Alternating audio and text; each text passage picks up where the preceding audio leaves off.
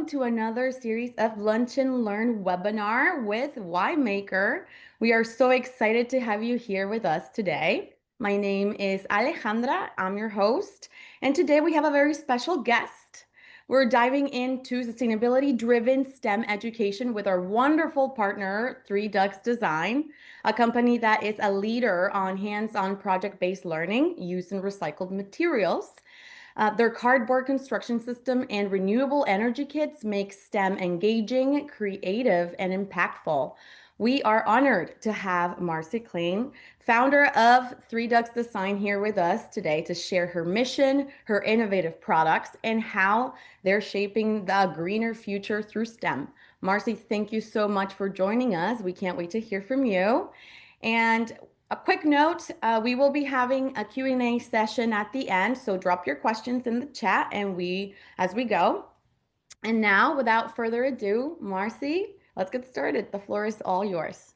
Thank you. Hey guys, how are you? I think I know everybody here today, so I might kind of streamline through the introduction a little bit, but I'll play it by ear. So first of all, I'm Marcy Klein. I think most people know me, the co-founder of 3DuxDesign, cardboard modeling system, and STEM-oriented project-based learning resources. The webinar, I'm just going to go through an intro of who I am, what I do, talk a little bit about cardboard as a great tool for modeling, talk a little bit about community-centered design, which if you haven't heard of it yet, there's probably a good reason because I sort of made that up myself, but it's a take on design thinking / human-centered design with a more community-oriented perspective.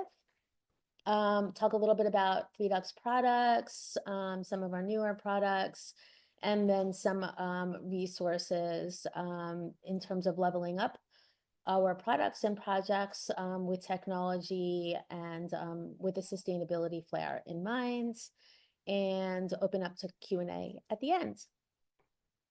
I see something in the chat, just Alejandra, I probably won't be looking at the chat, but this is totally informal. So anybody who wants to interrupt me, just blurt out your questions or raise your hand and Alejandra will kind of help along the line, because sometimes I ignore all the extra things that are popping up during No, the yeah, webinar. I'll be looking at the chat, no worries.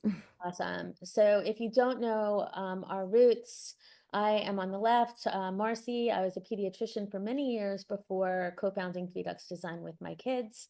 Ayana and Ethan, who are the real co-founders. Ayana was in high school, Ethan was in middle school when they invented our modeling product as an effort to bypass the need for duct tape and glue and allow kids to create very complex three-dimensional structures in minutes very easily. And I jumped on board after going to a couple farmers markets and seeing pictures like this all over, kids of all ages creating, building, kids that didn't know each other playing together, kids that didn't speak the same language, building and playing with each other as well. I called it the United Nations of the farmers market because it was like peace and enjoyment and collaboration all in one little section of the farmers market. But what I also noticed is that there was no technology. Nobody was on their phone, devices. Parents were actually sitting down and playing with their kids. And I felt like this is a great tool for the future, not just for kids at home, but also in the learning experience as well. And some of the things that I noticed when kids were playing with cardboard, first and foremost, incredibly fun and engaging, as I mentioned, for all ages. Sorry, that's my daughter. It is, sorry, I got distracted by the phone. So cardboard modeling is fun for all ages. When paired with the right learning experience, it can really be very, very academic as well. So from a pediatrician's perspective, it's great for fine motor 3D spatial thinking. From an academic perspective in the classroom, with the right project-based learning experience, you can pair it with any subject from language, math, science, civics, and you can also level up with technology, which I'll share in a couple slides. But from a human perspective, it really builds on all of the human skills that kids need. So all of the social emotional components, working together, collaboration, creativity, critical problem solving, and there's another C, which I always forget, collaboration, I think. But really with these projects, kids are building all of those critical skills. From community-centered design, our product is primarily an architecture and engineering product. So kids make complex three-dimensional structures, but most of our content is focused on the idea of community. So community-centered design is a little different than human-centered design. Human-centered design is when we're designing specifically for humans. So a plastic water bottle is a perfect example of human-centered design. It's great for humans. It's really convenient, easy. You can go anywhere you want with a plastic water bottle and throw it out. But it's not really good for the community as a whole because it's destroying our community with all this plastic. So that's the difference between human and community-centered design. With community-centered design projects, we're thinking about the community as a whole, not just the people, but also the natural resources, the climate, the geography, the animals that live in the community. So it's a much more holistic and sustainable view of when we're thinking about the design process, whether it's engineering, product design, or architecture. Thinking about the community as a whole is just a much more positive and effective way to like design products for the world, but also in terms of teaching students as well. We have a wide range of projects that are community-centered design-based projects on our website, and I'll dip into a couple examples of these projects, but this slide is just to show you a range of the different types of projects that accompany our product. Anything from a tiny house challenge to building an entire community to, saving the animals at the zoo or endangered species, designing a landmark for your community, which is a little bit more civics oriented. So you can see the range from like really heavy engineering projects to really heavy human community centered projects that you can all do with basically the same products. I added this slide just to give you an idea of some of the projects that have been done all around the world based on different areas of the community. And students all really can incorporate with our projects because they're so open-ended and only quote community focused. They have so much room to embed who they are, their community, their culture, their own local natural resources into a project. So the same exact lesson plan will put out an incredibly different product based on the kids' own identity, culture, and community. And I'll share some examples of that with you. So this was a community recycling program that was designed by a combination of kindergarteners and fifth graders in a school in Costa Rica. It was a bilingual school.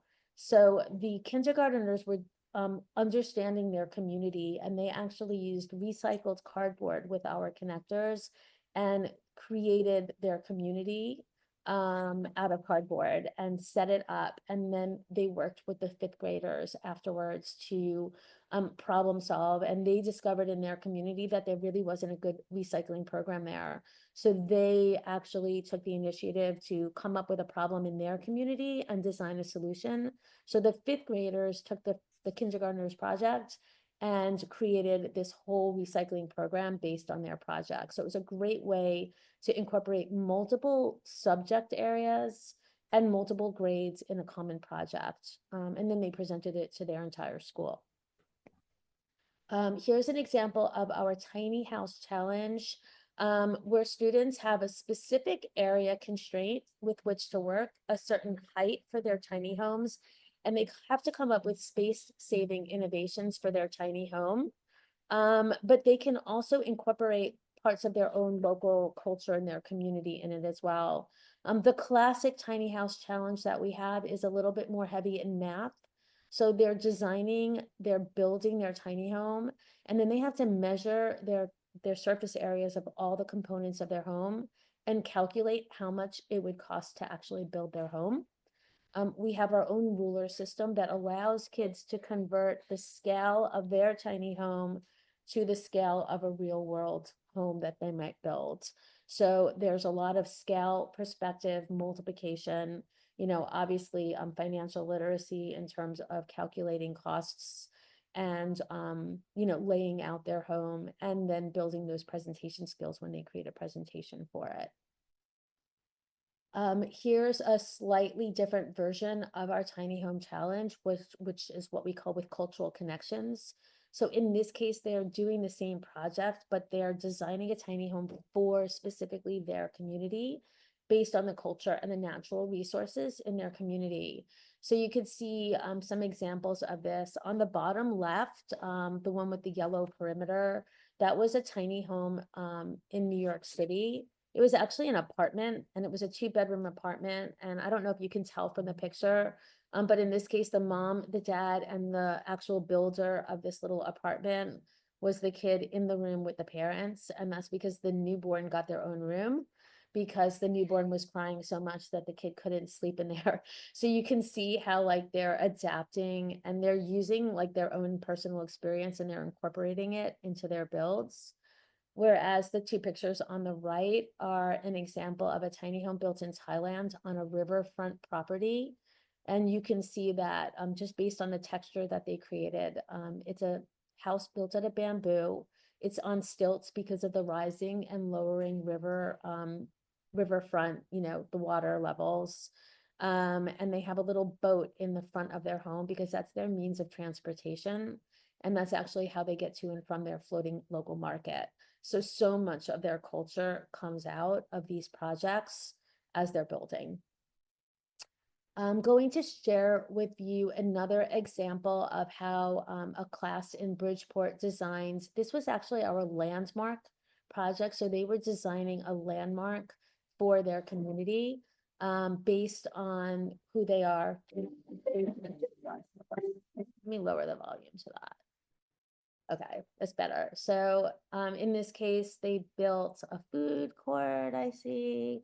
Oh, this was really an interesting little session. This school actually has a lot of kids from South America and Central America. And what they decided to do was they created, as a way to share each individual culture, they created a coffee shop with multicultural coffee.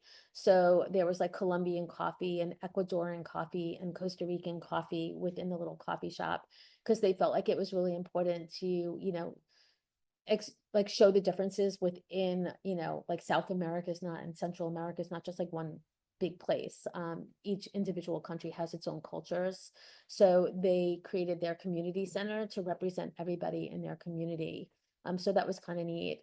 The other thing that was really cool was, and I'll just slide back here a little bit and stop it. So that little police car was actually not part of the project. They actually came back the next day after they spent like a week building this entire community center. The local security guard that works at their school actually went home and built a little police car for their structure, and they came back to school the next day and saw it there. So it was kind of neat. So you can see how engaging and exciting these projects are, not only for the kids, but even like, the little security guard in their school got involved in the project. And it's kind of fun for the students to see how they like really create impact and excite other people in their school about their projects. Let me see if I can move ahead. Hold on. Okay, so that was one example of a more civics-oriented type of project. Here is a way that you can incorporate a little bit heavier engineering and technology into a project. So in this case, this was a bridge challenge. Students were exploring the different types of bridges and designing models and testing their structural integrity based on how they design their bridge. It's not an uncommon type of engineering project that kids would do in a school. But what these students did was they also focused on why they were building the bridge and where that bridge was. So bridges are designed differently, not based only on their structural integrity, but also what they're connecting and like, if they're connecting to mountains or if it's over a beach area. The engineering and the design and the function of the bridge would be very different. So these students were building a bridge across the Trans-Canadian Highway, not for people, but actually for the animals, to help protect the animals from getting killed by cars. And what they did was, after they did their bridge challenge, they created a stop motion video. So here's a perfect example how this engineering project can really be leveled up with technology. And I'm going to see if I can play this for you.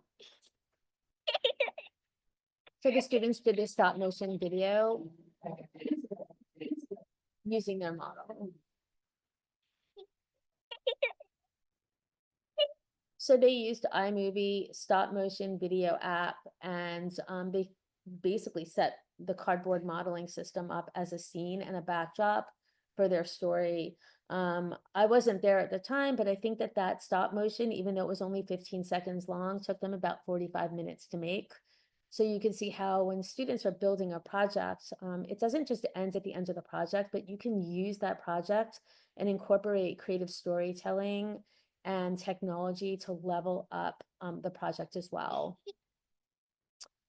This was a renewable energy project that was done in New Jersey. They built an entire community, and then they added their LED lights to level it up. And I'll show, and they actually, I don't know if you can see in the bottom right corner, they incorporated microbit in this one as well. So there's different ways you could level up with LED lights. I'm making simple circuits. Here I'm going to show what students incorporated into their community. This is a simple open circuit, and then they actually put some copper on the bottom of this little character to close the circuit, to make what we call, quote, smart lighting solutions without requiring any coding or fancy microbit or anything. This is what it looks like in a community. So you'll see here's a farm, and they have the cow. I don't know why it's a cow, but actually lighting up the light when he walks up to the door. So rather than keeping the light on all day and all night, they create this open circuit, and then create the conductor on their characters to show that when you walk up to the door, the light goes on. The picture on the right over here is another example, but in this case, we're closing the circuit with a pipe cleaner. But you can see in this case, it's a 3-volt battery, and we're lighting 3 bulbs because they're in parallel over here. So you can start to level up your projects with comparing parallel versus series. And what's unique about this compared to a product like Snap Circuits, like you can do the same type of circuits with Snap Circuits, but they have absolutely no relation to lighting a real home in the real world. Where with our architectural modeling system, you can really get an authentic feeling for what it's like to create circuits in a home and make them work. I have a little switch on that door, which is a little metal brad, but we actually include switches in our product as well. So you could level up by adding a switch, in the projects as well. If anybody does any summer camps or after school programs and is focused on like girls in STEM, here is a great example. It's not necessarily a real world problem solving, but for any Swifties out there, we created a Taylor Swift stage and fashion show. So here's an example of what kids can do. We have a whole lesson plan that goes with it. And then they're creating a parallel parallel circuit.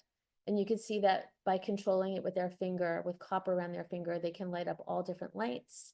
And I don't know if you saw, the little kitty cat is also motorized as well, because apparently Taylor likes cats. So she created a little separate stage for her cat.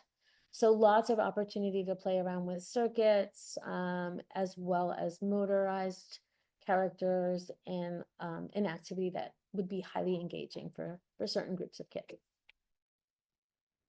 I'm going to switch over to different products that we have, and then I'm going to share one unboxing video, so you can get an idea of what's in a sample product and kit.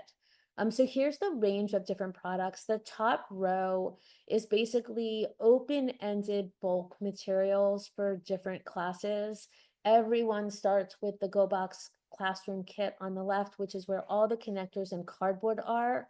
But we have 3 foot by 6 foot mats that help like add certain constraints to a project, and they also add like different perspective and scale. So there's some added math value to the mats, but also helps you break up a project into certain groups, having certain sections of the mat, and adding constraints to each group of students.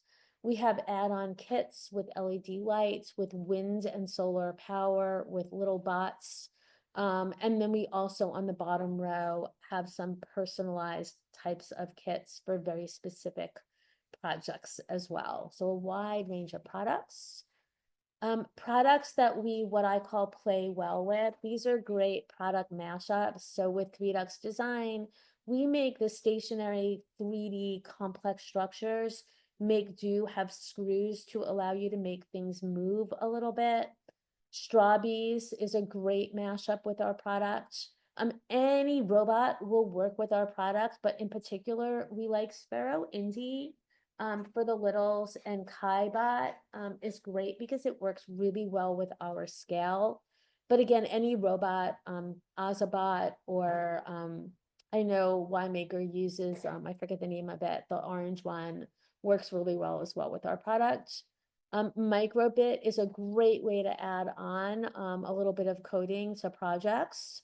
So imagine our buildings, you know, with like voice or visual activated lights that go on or sounds that go off, you know, motion activated. You can have doors opening and closing with servo motors with either Microbit or Hummingbird. And then Lego Spike works really well with our product because you can incorporate Lego base plates with our connectors. So you can use the robotics of Spike with the architecture of our product. So it's also a great mashup. And then leveling up, the chomp saw allows you to cut your own custom shapes if you wanted a unique shape. 3D printers and laser cutters are great for also adding and accessorizing our kit as well. So I'm going to share a little bit more because we're focusing on sustainability in this workshop. So I'm going to share a video, a sample unboxing, so you kind of get an idea of the scope of what's in our product, kits, and how you would use it, and the resources that come with it. And hopefully this will work. In this video, we'll take a closer look at what's inside your 3DuxDesign Sustainable Energy Kit and how to access the resources you need to spark curiosity. And just a thumbs up, you guys creativity, can hear and it, right? Real-world STEM connections Awesome. in your Yes. classroom. Whether you're using this kit on its own or as a part of a complete STEM bundle, your students are in for an exciting, hands-on learning experience they will never forget. When you first open the box, you will notice a number of things. For starters, you will have a few flyers with important information along with a link to the free access pass. Then you will find a set of 8 individual Duxit rulers, which we'll discuss in a separate video. The Sustainable Energy Kit, or in some cases a different add-on kit, will be conveniently packed separately from the cardboard modeling materials. So the GoBox Classroom Kit is where you will find all of the connectors and materials for building. You'll see the QR code where you can access, again, the free resources that go with the project. You'll see some challenge cards included in the kit, along with some sample maker materials. These are a great example for people that did not get the maker kit, but you will not need those. And then you'll have all of the different connectors included in the box. As you can see, there is a wide variety of different shapes. Each is color coded, and very quickly your students will get used to knowing which angles and which connectors work for which purpose. There are over 400 connectors in the kit, which will supply materials for over 25 students working at one time.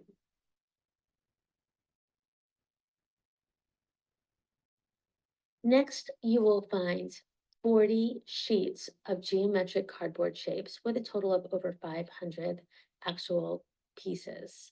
They come pre-die cut, but in a cardboard form. The first set of students will be responsible for popping them out one at a time.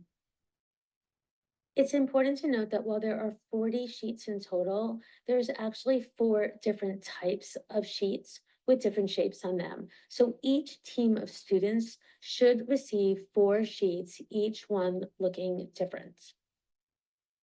If you're dividing your teams up into groups of 3 or 4 students, you'll most likely have extra cardboard pieces for later use. Keep in mind, you can also use any recycled cardboard with our connectors for endless unique shapes to work with. You'll also notice that there are several pieces that have small holes in them. They are perfect for straws, little metal brads, and other components of the Machine Maker kit for making linkages, levers, and pulleys. The Sustainable Energy Kit has 8 complete sets of materials designed for teams of 3 to 4 students working together. In the top tray, you'll find sets of 4 jumbo colored bulbs. And under these blades, we included a set of quick challenges that can be used for lighter projects or classes constrained to under 40 minutes. You'll also find on-off switches and rubber bands used for securing components. In the lower tray, you'll find motors and plastic blades that can generate up to 20 volts and work with up to 4 bulbs in series. The voltmeters measure between 2.5 to 40 volts. Our solar panels at 3 to 5 volts will light a single bulb. This spool of conductive tape is easy to tear and share and great for constructing clean, functional circuits, while your double-sided adhesive is great for stabilizing models, especially on those windy days. Our exclusive 3DuxDesign storage box helps keep the sustainable energy components safe, tidy, and easy to store for the next use. This kit also includes a full lesson focused on helping students learn about building complex circuits and designing sustainable energy solutions in the context of real-world communities with specific climate and geometric constraints. Teacher resources include a facilitator guide and a video tutorial. Your student-facing materials feature a slideshow, team worksheets, and optional quizzes. The 3DuxDesign Sustainable Energy Kit is versatile enough to introduce elementary students to simple circuits and broad concepts in renewable energy, while also supporting advanced electrical engineering, physics, and mathematical exploration for your middle and high school learners. However you choose to use it, the 3DuxDesign Sustainable. So yeah, so that's an example of what's in one kit. And then I'll share in a moment a little bit more about like the resources that come with that product. Each one of our products comes with its own set of resources and lesson plans so that they can learn how to use that specific product, but then also can level up any of our other projects like our landmark activity or our tiny house. So you can really do a mashup based on how much time you have and what the learning goals are. So I talked a little bit about products that we play well with. Here's other ways to level up our builds. So here's an example of a book creator. So the students built their models with our product, and then they created a book creator as a way of communicating. So each team of students had a chance to use 2 or 3 pages. If you haven't used Book Creator yet, first of all, you can scan the QR code and see the book a little bit more in depth and actually read the student's book. But you can also add video and audio to Book Creator. So it's a really great way to build those communication skills and a great way to share projects from the classroom with families at home or even during camp. We just got a book creator from a camp in upstate New York, a girls' STEM camp, and they created an entire like book about their week at STEM camp that they could share with their families. So it's a really great way to build communication skills and share with families at home. Here's another way to level up with technology. This little video includes green screen, iMovie, and a really adorable app for little ones called ChatterPix, which makes characters talk. Legend has it that on Groundhog Day, I will emerge from my burrow And if I see my own shadow, that means there will be 6 more weeks of winter and I'll go back to sleep for a bit. So that little character was green screened out and then imported into a background on iMovie. And then ChatterPix was what they used to make the little character talk when they narrated. And then they used some type of like audio editing um, tool to make the voice different than a child's. In terms of lesson plans, every kit that you get will come with a QR code that links you directly to that project, but we also have them stored on our website. So we have quick and easy design challenges or standard aligned lessons. Just as an example, the sustainable energy activity. This is sort of what it looks like on our website. So you get an introduction, materials, facilitator guides, student guides, and then some quick and easy challenges if you don't want to do this full big blown project. Those could be done in 40 minutes or less. So that's what the guide looks like. Here are some of the student teaching them how to do LED lighting. There are some of the renewable energy specific tutorials for students, and then some student worksheets and assessment, self-assessments. And then lastly, just to give you an idea, this is in series. So you can actually light up to 4 or even 5 bulbs with one wind turbine. The LED lights that are lit by solar panels, you can only light one. So this gives students a really realistic opportunity to explore the value and challenges of different types of renewable energy in the context of a real world setting. And that is it. So I'm going to open it up to any questions, comments, and I can always share more resources if people have questions about other resources as well. Yeah. Thank you, Marcy. Thank you so much for the fantastic presentation. We've learned so much about how 3DuxDesign is transforming STEM education through sustainability-focused materials and projects. And thank you for that amazing presentation. Now is our audience's turn to ask any questions if you have them. And I am on the chat actually, and I do have some great comments from Kim that the ruler, the scaling is really great, she says, and that she's doing some stop motion as the final project. So that is amazing. If anybody else has any other questions or about the product or how to integrate it into your classrooms, please feel free. Melissa, the classroom studio. Yeah, so all of our products are, for the most part, we do have individual student kits, but most of them are designed to a minimum of 25, but really 30 students. Just based on feedback from teachers, groups of 3 seem to work best. For the littles, 2 students working together is ideal. But even upper elementary, middle school, 3 seems to be the magic number. So we design the kits for about 24, 25 students. But you can definitely add more students if you have more students by just having 4 per team. There's more than enough connectors and cardboard in all of our kits to get through 30 students. But when it comes to the electronics and stuff, we stick to like 8 on average if students are working in teams. Some of our kits, like our Build a Bot, there's 2 options. You could do it with 8, assuming kids are doing it together, or 25 if you want every student to have their own bot. The Build-A-Bots are super simple circuit, but the challenge is figuring out how to make them go straight because they create a centripetal force that makes them go in circles.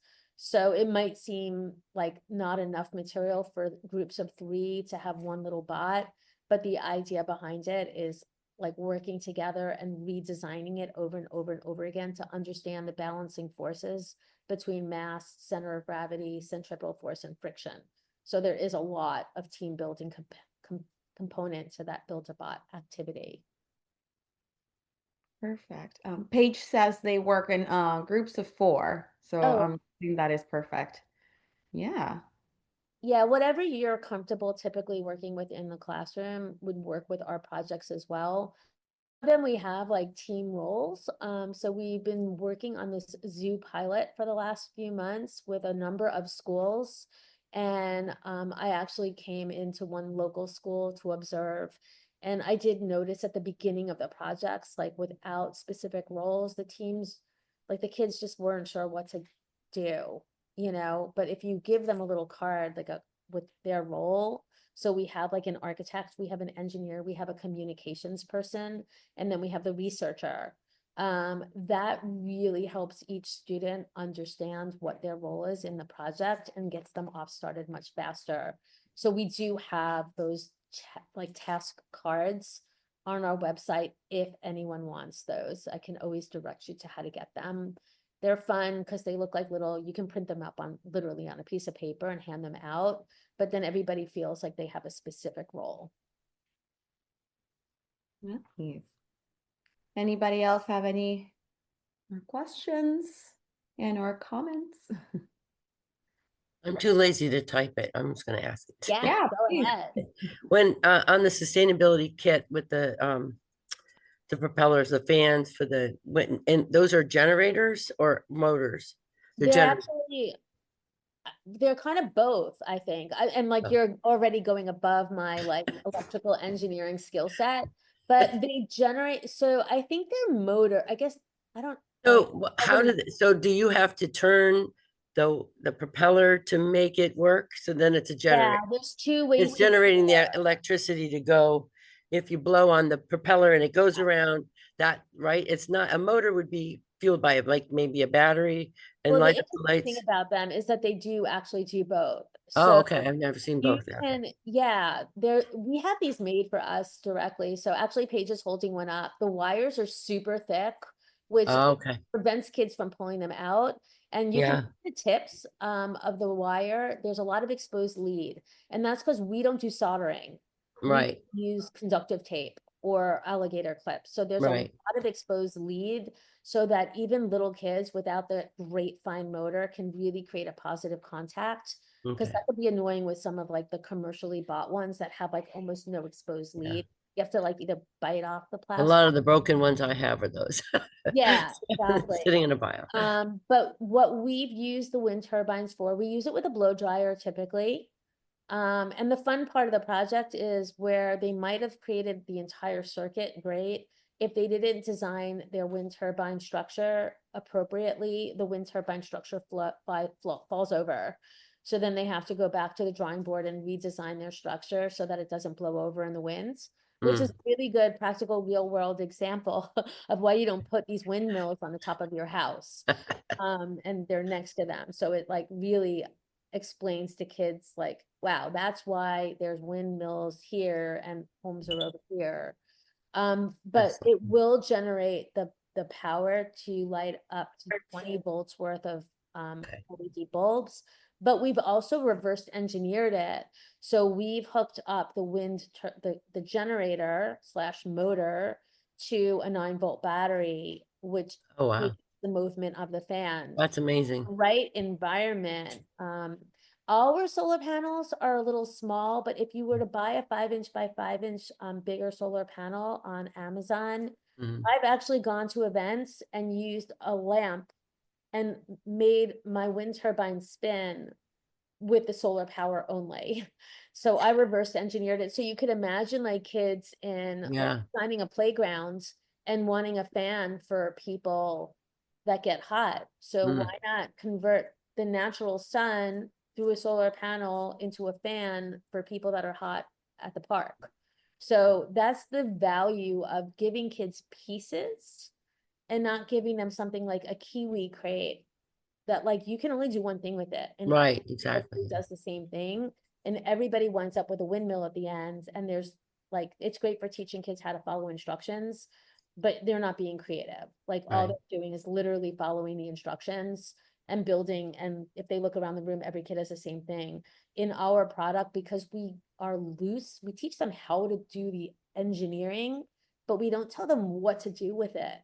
Right. That has to come from them, and that's what really creates that creative component to it that I think so many other products are lacking in. And somebody asked if I'll be at ISTE. I will be at ISTE. I'm going to be doing 6 different sessions, actually, 2 posters, 1 workshop, and 3 playgrounds. So I'll be all over ISTE. I think, Kim, are you going to be at ISTE too? Yeah, we're gonna both be in the same playground on make and take. Yeah. Yeah, the make and take, you get to keep your own stuff that you make. So that's a really fun one. But we'll be doing poster sessions as well. So people can see that zoo challenge that we're in the middle of doing the pilot. We've only gotten results from 1 school, and the results are really interesting. I will say, I won't tell you everything because we're waiting for 2 schools' content to come back, but both academically and from like just a STEM understanding perspective, it's really like the whole CTE and like understanding careers and what includes STEM, and like, you know, kids thinking like, I'm just an artist, I can't be in STEM. Like some of the results really highlight how these kids, it opens them up to like, I can work in STEM even if I don't know math that well. There's a place for me there. So it's a really interesting findings, but we'll be sharing some of that at ISTE, hopefully. That's cool. So the math that they don't know, they don't realize that they know when they're putting something together. It's a worksheet that they don't know how to put on a worksheet. So I love the idea. That's why I said about the scale. I want to know more about how you did that with the house, like, because I Yeah, struggle with that with we do a like a map. We do Maker's Empire, we make a maze, and then we have to scale it up, and trying to teach them that whole idea from going from a 30 millimeter or whatever little maze to yeah. the mat, like you taking it through your community on a mat or building a house is really difficult. So I thought that was Yeah, really amazing. I don't have a ruler here, but basically the way we do that is we have 2 different scales on our mat. So on our ruler. So for architectural models that are big, because you're putting furniture inside your tiny home, there's 1 scale. But if you're building a whole community, it's smaller. Right. So they're learning that like not all smaller things are the same, and you can compare like a Matchbox car to like a bigger toy like Tonka truck. Like they're Cool. both smaller than real, but they're different scales. So our ruler is based on how many feet something is in the real world. So we call them a duxit. So if Cool. you are 3 feet tall as a child in the classroom, you're going to be 3 duxits in your little world. And if the ceiling is 10 feet, that will be 10 duxits in our little world. So when they make the miniature model, the 3-foot character, the 3 duxit character is proportioned to the 10 duxit ceiling. And then chairs will be typically like 1.5 feet. There'll be 1.5 duxits in our world. And a I table love the vocabulary. or 2 feet, depends on the type, you know, if you're doing bar, you know, cafe table, or so it really teaches kids the concept of it on a 1-to-1 ratio. So if you're 3 feet, you're 3 duxits, 10 feet, 10 duxits, 1 foot, 1 duxit, a dog is 1 foot, they're 1 duxit. So all of a sudden, everything works in their little Yes. world, and it works with our mat. The value of our mat is because there's a road running through it, you instantly know how big a car should be. And just knowing how big a car in that world should be is almost like a subliminal indicator for everything else that they build within that community will be scaled just because of their understanding of proportion in the world without needing that math. So even your kindergarteners, you don't have to use the duxit ruler with them. You just put the mat out and they instantly understand. The other thing about our product is that we work, like, we already designed the kits to scale in a way. Mm. So like, for example, I can show you one of our pieces. This one over here is a good example. So like, I don't know if you can see the shapes in here. Yeah. So if you pop these out, this is like in theory a door and a window. This little person is actually kind of to scale, but it Oh. also can make a little car. So it's Ah. kind of like human scale to a building. So if you could imagine driving up, Like you're kind of close, like you're not exact, Yeah, obviously. that I've done that and I've never thought about that. So thank God And you I don't thought. have to because No, the but kids it's great will, because it's you know? exactly, that's really cool. So Yeah, the kids will come up with these without even help from the teacher, yeah. just by seeing them and realizing like, oh, this could be a little person. It could be a chimney on a roof, you know, it could be a car. It could be furniture. Like if you put the little connectors here, and this could be like the back of the furniture. They make the most creative things. And that's one of the things that like when we were in the farmer's market, when we first started the product and I saw what kids were doing with a cut up Amazon box, I'm like, that's literally what the world needs is open-ended creativity. And so many of the products are so constrained that they limit because you know what, that's what the first thing that you do when you open a kit is what am I supposed to make? Like nobody ever asks that with our product because like they can just tell intrinsically that like this can be anything. You also don't need any glue. Like I've saved Oh so much yeah. money on glue. Yeah. Hot glue. I want a hot glue gun it. Like, no, just move it. So I love that too. It's very Yeah, and that's, you know, a lot of teachers still let them use the tape and the glue, and we try to encourage them not to because then they can't take it apart mm. and they can't do the multiple iterations. That's like the whole value. Like, again, like say you're making a ramp here and then you realize that the angle connector didn't work and it's too low and it doesn't balance, like you're stuck with that with, you know, with glue. You might reorient it and like, oh, this works better.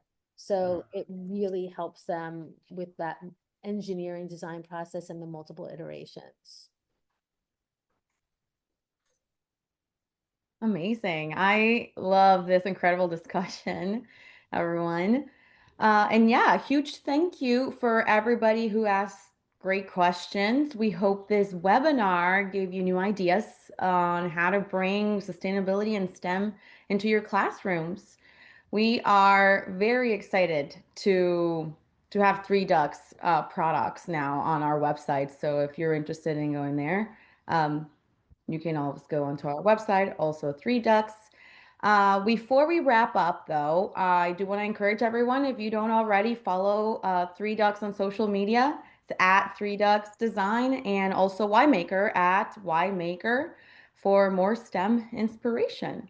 Also, if you're not also already subscribed to our weekly newsletter for updates on more future webinars and resources. And once again, Marcy, thank you so much for this beautiful presentation and your time, and everyone else also who joined us. And we appreciate everyone's time, and we hope to see you all on our next webinar. And everyone, please have a beautiful rest of your day.